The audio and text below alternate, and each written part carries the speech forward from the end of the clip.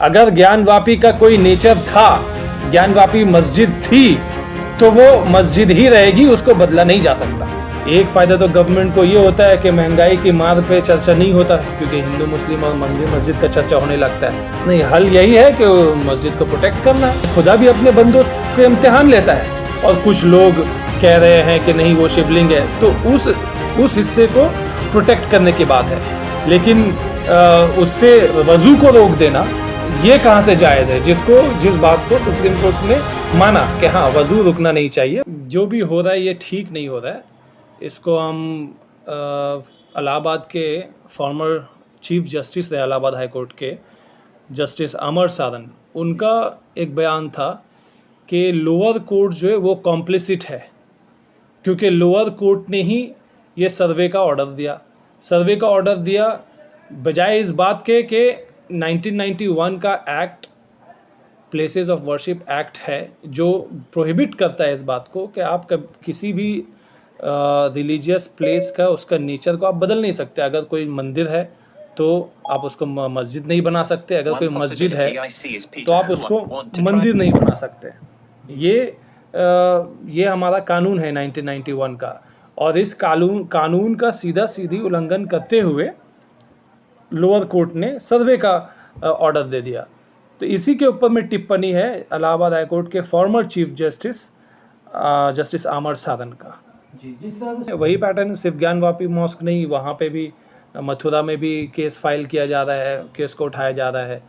तो ये जो कमिश्नर जिसको अपॉइंट किया गया, ये कौन है? ये एक एडवोकेट है जो लोअर कोर्ट में प्रैक्टिस करता है, उसको कोर्ट ने कमिश्नर अपॉइंट कर दिया ताकि वो जाकर के सर्वे करे। सर्वे का रूल ये होता है कि आप कोर्ट में प्रेजेंट करेंगे सील्ड एनवेलप में, सर्वे कहीं लीक नहीं किया जाएगा। लेकिन उसने लीक किया, जानबूझकर लीक किया, डेलिबरेटली लीक किया है ताकि मीडिया में इसका चर्चा हो। एक फ़ायदा तो गवर्नमेंट को ये होता है कि महंगाई की मार पे चर्चा नहीं होता, क्योंकि हिंदू मुस्लिम और मंदिर मस्जिद का चर्चा होने लगता है। दूसरा ये है कि जिन लोगों का ऐसा षड्यंत्र है, जो ऐसा सोचते हैं कि बाबरी मस्जिद के बाद, और सोचते क्या, ये तो ओपनली बोलते भी हैं। बहुत लोग हैं जो ओपनली बोलते हैं कि मथुरा काशी अभी बाकी है, बाबरी एक झांकी है। तो ये एक न्यूसेंस क्रिएट किया जा रहा है, और न्यूसेंस से आगे बढ़ करके ये एक प्रॉब्लम, लॉ एंड ऑर्डर का प्रॉब्लम ख़राब होने वाला है आने वाले दिनों में। तो यही वजह है कि चीफ जस्टिस जब सुप्रीम कोर्ट में, जब हमारे मुस्लिम पक्ष के लॉयर सुप्रीम कोर्ट में आर्गुमेंट कर रहे थे, उन्होंने ये बात बोला कि इस जो लोअर कोर्ट में जो प्रोसीडिंग्स चल रहा है उसको फ़ौरन स्टे कर देना चाहिए, क्योंकि ये चलेगा, सर्वे चलेगा, रिपोर्ट लीक होंगे, तो ये तो पब्लिक माहौल को ख़राब किया जा रहा है।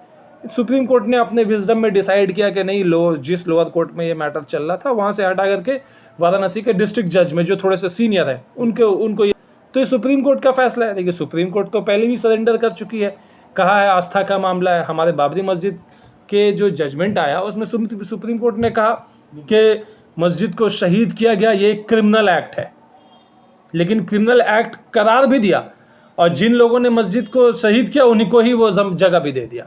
तो सुप्रीम कोर्ट का अपना व्यू है। हम भाई लोग हैं, प्रोटेस्ट करेंगे अगर इस तरह का होगा। और आज के डेट में सुप्रीम कोर्ट ने इस बात को माना कि नमाज पढ़ने से कोई पाबंदी नहीं है ज्ञानवापी मॉस्क में। हमारे पक्ष के लॉयर ने जब सुप्रीम कोर्ट में आर्गुमेंट दिया कि वज़ू रुक गया है, वज़ू खाना को सील कर दिया गया है, तो सुप्रीम कोर्ट ने कहा कि वज़ू का अरेंजमेंट होना चाहिए। मोदी सरकार की तरफ से जो वकील खड़े थे उन्होंने कहा कि ऑल्टरनेट अरेंजमेंट होना चाहिए, यानी कि कोई एक नई जगह में वज़ू होना चाहिए, नई तरीके से वज़ू का इंतज़ाम होना चाहिए, जिस पे सुप्रीम कोर्ट के जज ने क्लैरिफाई किया कि मैंने ऑल्टरनेट अरेंजमेंट नहीं कहा, मैंने अरेंजमेंट कहा। तो इसका मतलब ये होता है, जो उन्होंने वहाँ पे जो डीएम है उसको डायरेक्शन है कि वो ये अरेंजमेंट करेंगे ताकि वज़ू के अरेंजमेंट वापस से स्टार्ट किया जाए। क्योंकि जो प्रोटेक्ट करने की बात है कि ये फाउंटेन है, जिसे हम फाउंटेन बता रहे हैं, और कुछ लोग कह रहे हैं कि नहीं वो शिवलिंग है, तो उस हिस्से को प्रोटेक्ट करने की बात है।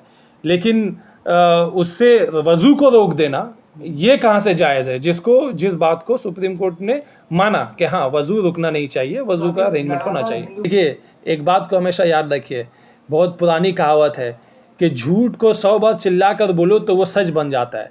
तो अभी तो यही षड्यंत्र दिखता है, बिना किसी कॉन्क्रीट एविडेंस के, बिना किसी बेसिस के सिर्फ ये कह देना, लोगों में एक हवा बना देना। तो आज के डेट में कुछ प्रूफ नहीं है कि वो शिवलिंग है। आज के डेट में ये हम लोग जानते हैं कि वो मस्जिद है।